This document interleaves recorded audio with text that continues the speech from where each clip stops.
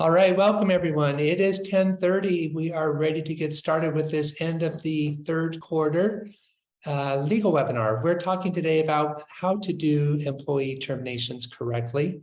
I call this the "You're Fired Avoiding Legal Claims by Angry Ex-Employees." So thanks everyone for joining us. Please know that this is, we have the chat feature enabled. So if you go to the bottom of your screen, and you will see a little call out box. And if you click on that, it's going to open a column for chatting on the side. That way, if you have any questions as I go along, if I say something that you want to get some more clarification on, go ahead and type your question into the chat box. I've got it open on my screen here and I'll be watching that closely. So with that, we will go ahead and get started. And we have a couple of important topics today. We're going to do this in 30 minutes, so it might seem like a little bit of a race. But I want to make sure that if there are questions that are relevant to the businesses that you guys are running and managing, go ahead and put, you can either unmute and call out or just put it in that text box in the chat feature and we'll make sure we get them answered. We're going to start off by talking about at-will employment and what that means. We're going to talk about the importance of performance management for our employees and our workers. We're going to talk about termination meetings and the best ways to do those and handle them. And then we're going to wrap up number 4 with severance agreements. So that's kind of the overview for the next 30 minutes. And with that, we'll dive in and get started. So I hope everyone here knows that Utah is what we call an at-will employment state. This is actually the law that is in place for everyone in Utah and everyone else throughout the entire country, except there's one state that is not an at-will state. That is Montana, actually. So one of our almost neighbors here, if you're in Montana, there is not an at-will rule. Essentially, in Utah, what the at-will rule means is that you can fire an employee at any time for any legal reason with or without notice. That's one side of it. The other side is that employees get to quit their job anytime for any reason with or without notice. The idea there is that we don't want involuntary servitude, of course. We don't want employees to be stuck with an employer that they don't want to work with.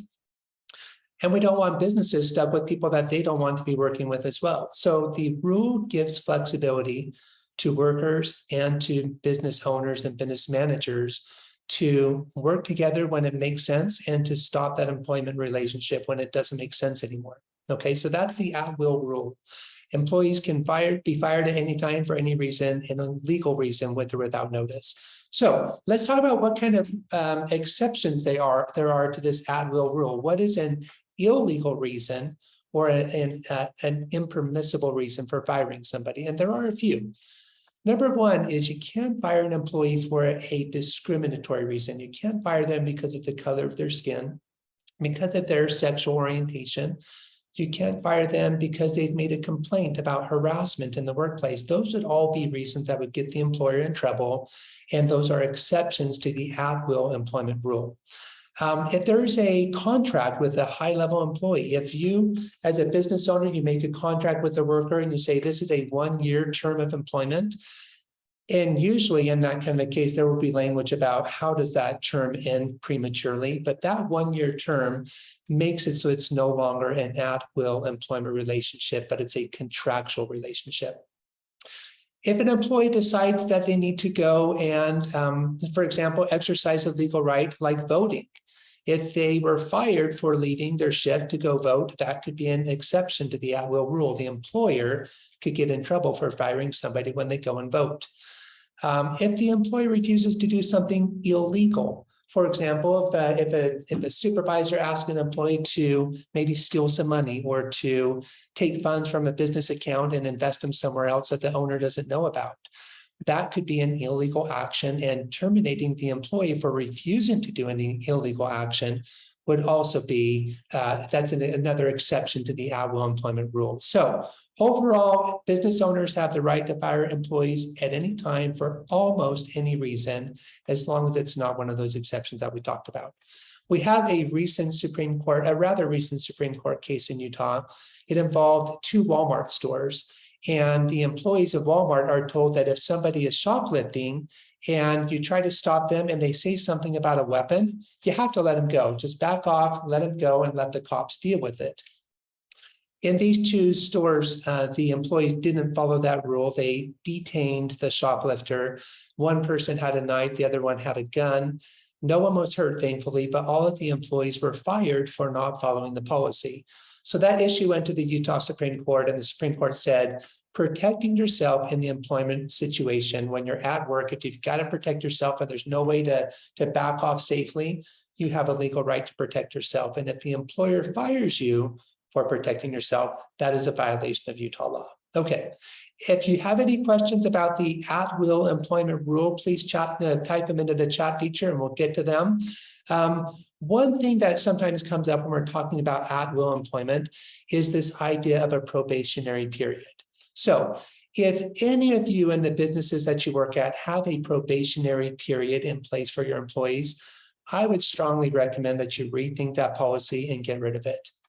The reason is, if we have, say, a 90-day probationary period, which is pretty common, I do see those from time to time, what happens when the probationary period is over? You know, if the employee has been successful, they've stayed on the job, they've done their duties, and within 90 days, everyone seems to be happy with their work, and then they pass that 90-day threshold. What happens then? Do they have some kind of job security? It would seem that way. And so that is why telling an employee that there's this probationary period kind of is contrary to the idea of an at-will employment relationship. So in truth, employees are and really should be at will from day number one until the end of their employment. And it doesn't matter if it's been 30 days or 90 days or 3 years or any other period of time. Employees should always be at-will employees where they can leave at any time and they can be fired at any time for legal reasons. Okay, that is our overview of the at-will employment rule for Utah. Let's talk about performance management. I wanted to discuss this today because it's an issue that comes up so often and it tends to trip up employers.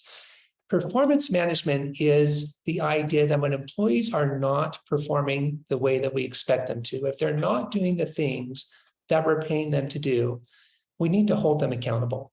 And so many times businesses will, or owners and managers, supervisors will reach out and they'll say, we need to let somebody go. They've been a terrible performer. They haven't been doing their duties. They always show up late.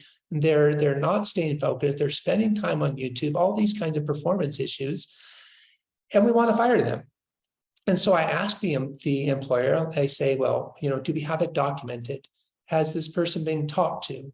Has it been put into a written performance evaluation? And most of the time, the answer is no, unfortunately. They may say, well, you know, we talked to them, but we didn't document it. Or we'll look at their performance evaluations and we'll see, you know, year after year, meets expectations, or exceeds expectations even. And I get why that happens. It's uncomfortable to sit down with an employee and say, listen, you're not doing a good job. We're thinking about firing you. You really need to get your act together.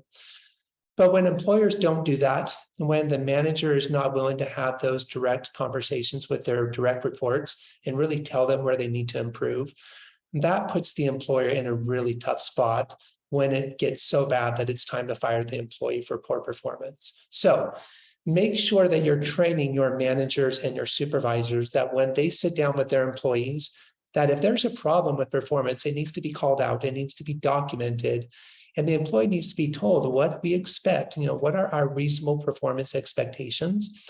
And if you don't meet these expectations, there could be further discipline, including possible termination of employment.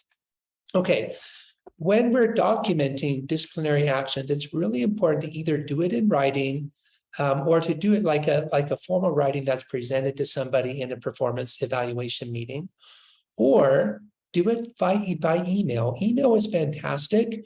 You can confirm the date that it was sent. You can confirm that it actually made it to the person's inbox. Depending on the email system that you use, you might be able to confirm that it was opened and when it was opened. Email documentation about performance expectations is super important and a really easy way to do that. Okay, Lori, great question. Does the employee need to acknowledge? Absolutely not. Whether you're presenting a written performance evaluation form or a disciplinary action form in an actual one-on-one meeting, or whether you're sending an email, there really is no legal reason why the employee needs to sign that document. And granted, if they sign it, sure, it makes it easier to prove that we really did have this meeting with the employee and we really did tell them you need to improve your performance. But there's a better way to get it than just getting a signature on a paper, which is having two people in any kind of a disciplinary action or performance improvement meeting, okay? Always a good idea to have one person who's going to talk and one person who's going to be a witness. They can listen, they can take notes, but it's two representatives from the company. What that does is it avoids a he said, she said situation. So anytime there's a tough conversation that needs to be had, make sure that the business is providing two people and we don't get into the he said, she said situation.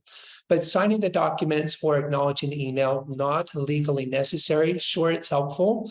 But if the employee, and this happens often, they get nervous, like, well, I disagree with this. I don't want to sign it. That's okay. You might write under the signature line that signing here does not mean that the employee agrees, but just acknowledges that we met.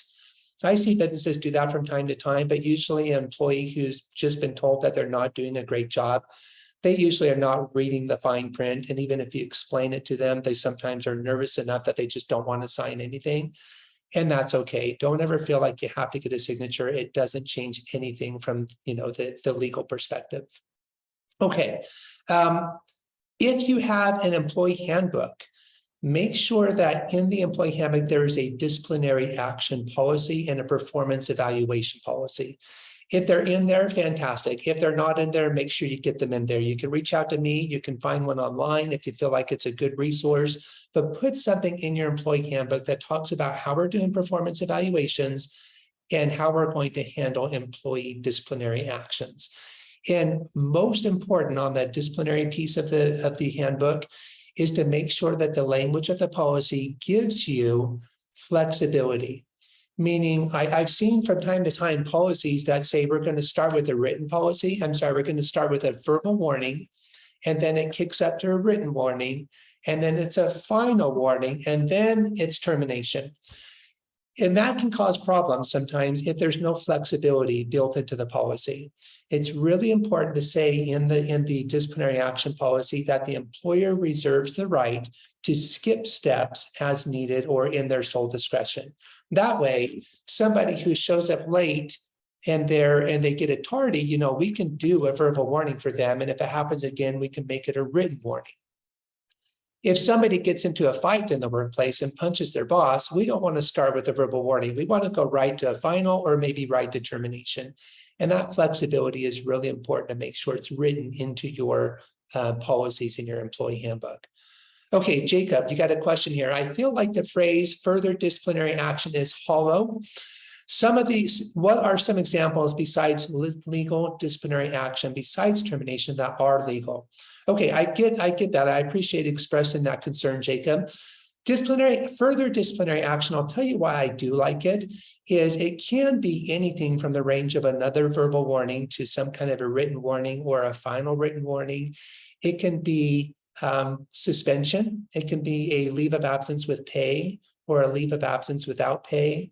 It could be a demotion. It could be, really, I know every business is different, so there are different ways that you could take disciplinary action against your employees.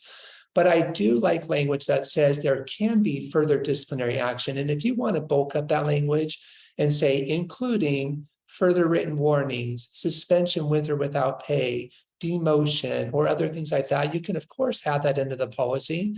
But explaining that there is going to be some kind of further disciplinary action is super important. So thanks for bringing that up, Jacob. All right, let's see. Performance management, anything else here? Consistency.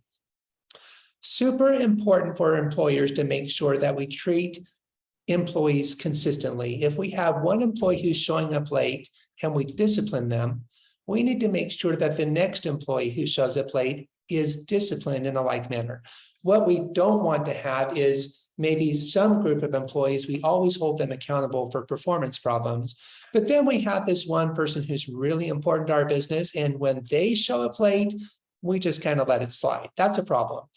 What that does is it leads into a potential discrimination case where certain employees are being treated worse and other employees are being treated better. And you look at, well, what's the difference between these employees and those employees? And I've seen it happen a lot of times where the employees that are being held accountable and are being disciplined happen to be the minority employees or the female employees, whereas those who are sort of getting a free pass and are not being held accountable, those are the high performers, or those are the men, or those are the people who go to church with me. Those kinds of different or inconsistent treatment between groups of employees is the fastest way to get a discrimination case landing on your doorstep. So make sure that when you're disciplining employees, that we're doing it consistently, that we're not being more harsh on some employees and easier going on other employees. Okay, so we've got at-will employment covered, we've got performance management and disciplinary action covered. Let's talk about termination meetings. I hinted at this just a minute ago, but let's dive into it a little bit more. When you sit down to fire an employee, it's always important to make sure you've got two company representatives there. Don't ever let it be a one-on-one meeting. Those lead to the he said, she said, and they lead to all kinds of legal problems that keep me busy, and I'd rather spend my time somewhere else. So make sure you've got two employees there representing the business. Before you sit down with that employee for the termination meeting, make sure that you've got a plan of action in place. It's really a good practice to put together a termination notice, something in writing that you're actually going to hand to the employee during that termination meeting. And there's a few reasons why I encourage my clients to do this.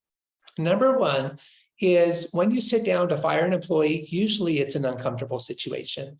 Both sides want to get out of that meeting as quickly as possible, right? Nobody likes to be in those kinds of situations. They're tense, they're emotional. Sometimes there's yelling that happens, there's tears that happen all the time. And in that kind of highly charged environment, it's hard to say what it is you plan to say before the meeting began. And so as a business leader or as the owner, make sure you take time to write out the reason why you're letting somebody go. And not only, the reason, explain A, B, and C. We've talked to you about these things. We've documented it as we've gone along. Your performance hasn't gotten where we need it to be. And so now we're terminating you. Beyond that, you're also going to want to give them information about benefits. You're going to want to let them know that they have property that they need to return. You can identify that in the letter. It might be keys or a credit card, a laptop, a phone. Make sure you go through all the things that you want them to give back to you, all the things you're going to give to them. You're going to want to describe in that termination notice letter that they are receiving their final wages. Utah has a wage law called the Utah Payment of Wages Act. And what it says in there is that employees, when they are fired, and it's an involuntary termination, their wages are due immediately, is what the law says. Now, if you look back actually a couple of sections earlier, you'll see that immediately is actually defined as within 24 hours. So anytime an employee is terminated and it's an involuntary termination, you need to make sure that either you are ready to hand them their check for their final wages at the termination meeting, or that you get it to them within 24 hours. It is good enough under Utah law to start the process of a direct deposit. The day of the termination, you could make that final deposit that day, or you can send a check in the mail within 24 hours, but you've got to make sure that process of getting the payment to the employee happens either during the termination meeting or within 24 hours after that. Employers who don't follow that rule, and maybe they're waiting for a client to pay before they're going to pay their employee. They got to wait for the money to come in or the invoice to be covered. That's not a legal excuse for waiting on paying somebody. Make sure that you've got everything in place to get the check to the employee either at the termination meeting or within 24 hours. Okay, Penny, most HR people are of the opinion that we shouldn't state the reasons in writing for termination, thinking we'll come back to bite them. Do I disagree? I do disagree, Penny. So thanks for mentioning that, and I hear that a lot. One of the reasons that people don't like to share the actual detailed reasons for termination, again, is because it's uncomfortable. If you tell the employee, I'm firing you for A, B, and C, the chances of them saying, well, I disagree, I didn't do A, here's why B happened, and C is somebody else's fault. That does happen, but honestly, giving them the real reasons is good for a lot of, giving them the real reasons for termination is actually provides a lot of protection for your business. It can make it difficult for them to claim that they were fired through no fault of their own in their efforts to try to get unemployment insurance benefits. It can establish that there was a legitimate legal reason for firing somebody, or that it wasn't for an illegal reason, which can help you if you're ever served with a discrimination or a harassment complaint. And so, yeah, I get that there's reasons why employees are uncomfortable putting the rationale into the paper, into that termination letter. But lastly, I would say, I think it's important to be clear and to be honest with the employees. So many times employers are like, let's just let them move on and hopefully they'll figure it out someday. But I think that's a disservice to our employees. I think by being really clear with them, like, listen, your attitude sucked here and it didn't fly. And we tried to fix it. We tried to address it with you and you weren't willing to do it. And so we're letting you go. That is going to help them see and perhaps improve their attitude when they go to their next job. So I think it's actually helping the employees by being really clear and honest in the termination meeting about why we're letting them go. Okay, Mark, doesn't providing a specific reason give a plaintiff's attorney fodder to begin challenging? It could. It totally could. But if your reason is the real reason why we're letting them go, then I wouldn't be too worried about what a plaintiff's lawyer might be able to do with that. If we're firing somebody for a legitimate reason and it's not for discrimination, it's not for harassment, it's not retaliatory, there's very little that a plaintiff's employment attorney can do. And I can say that, I say that with this, just this insight that I do plaintiff's employment law from time to time. It's not my primary focus. I do work with employees and help them when they've been wrongfully terminated. And I haven't found that there's some kind of an advantage to having that termination letter unless they were told one thing and the letter says something different. Or if the state was told one thing and the letter says something different, that's when we get into trouble. So as long as the employer is being consistent and they're being honest and they're being direct, I haven't seen any legal disadvantage come from doing that. And in fact, if being honest and direct with the employee that I'm firing you for this reason, if it's a legally problematic reason, then you shouldn't fire them for that. But as long as you're following the law and you're terminating them for a legitimate, non-discriminatory reason, putting that in writing really shouldn't increase any legal exposure for the business. All right, Penny and Mark, thank you for those questions. Sai, what about layoffs what about layoffs for declining revenue and profits? Do we just say that's the reason? Absolutely. That's a totally legitimate reason for letting somebody go. If the business is slow, if customers aren't coming in, if sales aren't happening the way they were last year when we built up our team and we need to let somebody go, or we need to let some people go as a layoff, absolutely that's a reason to put in the document, explain and tell them why. And then in that case, and we'll talk about unemployment insurance in just a minute, but that's a time where the language is going to help them get unemployment benefits because they were being let go through no fault of their own. And we'll talk about whether that makes sense as a business or not. But yeah, if somebody's being let go because business is down, that's totally a good reason to put in the letter. No issues there. Dave Sorensen, thanks for being here, Dave. Let's see. Do we inform them about the reasons for termination if it is without cause or at will?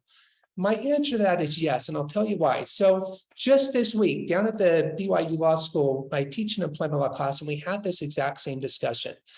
The students, or one of the students asked me, they said, what if there is no reason for letting somebody go? What if it's strictly just an at-will termination? And my answer to that was, I don't think that I've really, truly seen that happen in about, I guess, 19 years here of practicing employment law. Every time that I've had a client fire somebody, there's been some kind of a reason for it.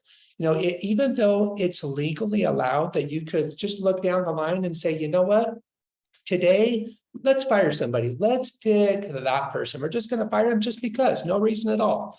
That's allowed in Utah. It's an at-will state. We can fire anybody for any reason, as long as it's not an illegal reason. We could fire them because they've got a basketball jersey on for the team that we don't like, or we don't like the way they parted their hair that day. But I just have to say, I haven't ever seen somebody be fired for no reason at all. I don't think it happens. If that's the case, I'd probably recommend in that situation to not say, in the termination letter, you're fired for no reason at all. But most of the time we fire people because business is down, because they're not performing, or some other legitimate reason. And there's really no legal risk. And I think there's a lot of legal protection for being fair, for being honest, and being direct in those termination meetings and in that termination letter. All right. Okay, I'll keep watching for any other questions there. Let's go to severance agreements. Man, we've got 6 minutes. I cannot believe how fast these 30-minute things go, but I appreciate y'all being here. Okay. Severance agreements. A severance agreement is a contract between the departing employee and the business.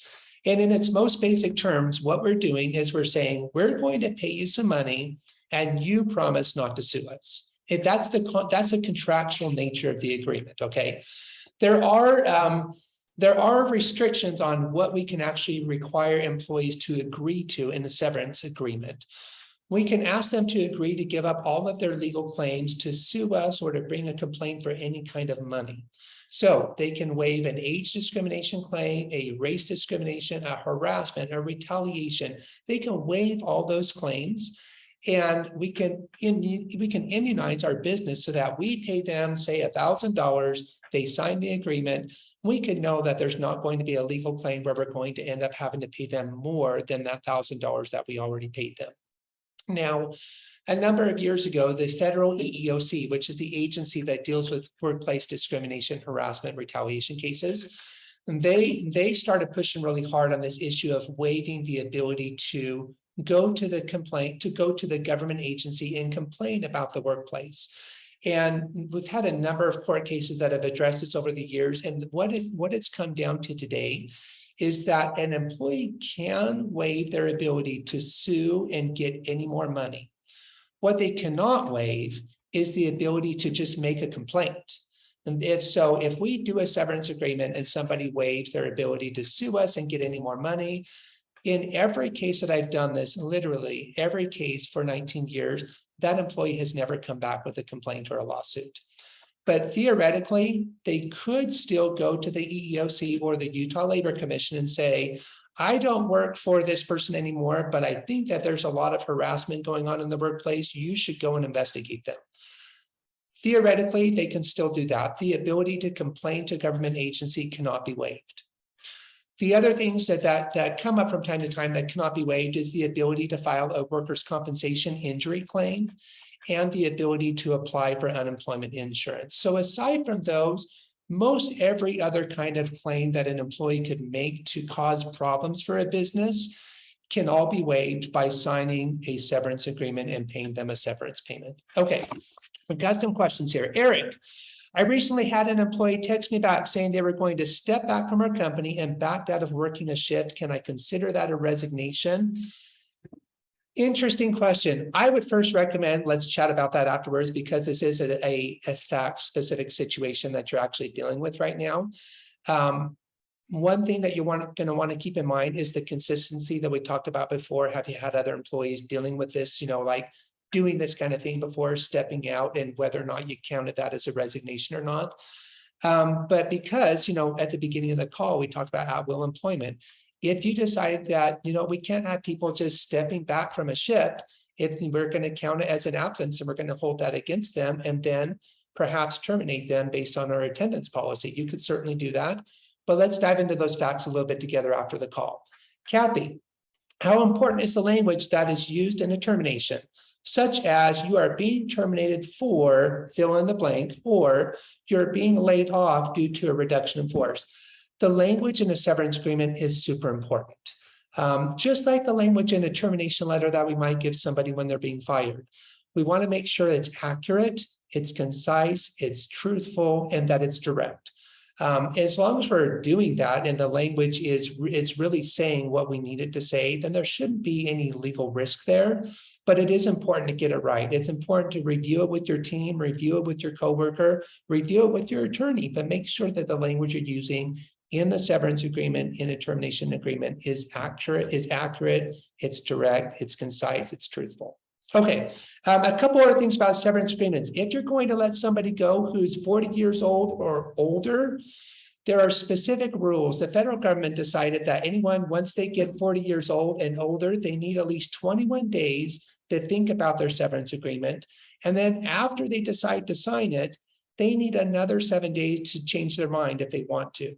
So you got to make sure if somebody's under 40 years old, you don't have to worry about this 21-day consideration period. 7-day revocation period. But once they hit 40, if you want them to waive their age discrimination claims, got to give them 21 days to think about it and 7 days to change their mind. Make sure that your severance agreements have language for confidentiality, return of company property, and make sure there's language in there that if they ever challenge it, or if we have to challenge it because they're breaching the agreement, that the winning side gets their attorney's fees paid by the other side. Super important to put that in there to make sure that if they breach the contract and you have to go after them, it's not going to cost you anything, but that money's going to come from the party who breached the contract. Okay, we are right at the top of the hour, 11 o'clock. Thanks everyone for being here. We have recorded this conversation, so this webinar. So if you'd like a copy, shoot me an email. I'll get it over to you.